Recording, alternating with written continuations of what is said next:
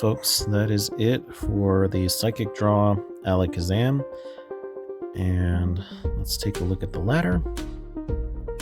So we started off in the middle of the Giratina tier, and now we're almost in the middle of the Ogerpon tier. So after 10 matches and winning half, we're still got a bit to go before the Master League. So let's take a look at the stats.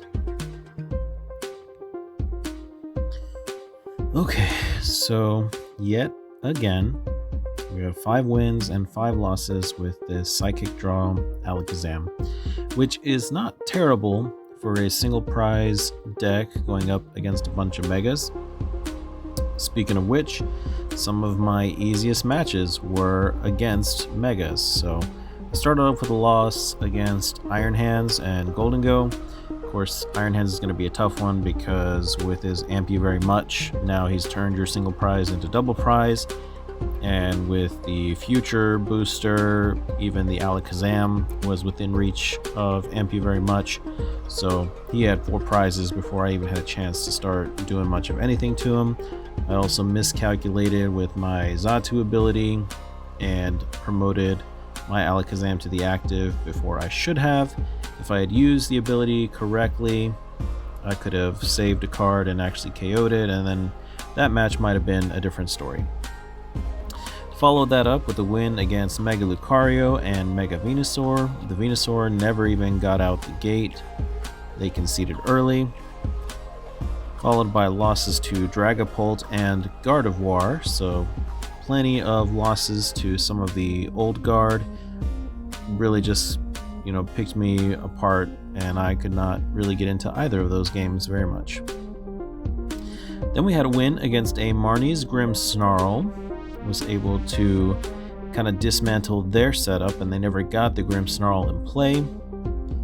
Then I had a long match against a Gardevoir EX, which went, I think I got down to 1 prize card before they won. Again, this deck is going to struggle against any deck that can take multiple prizes in a single turn.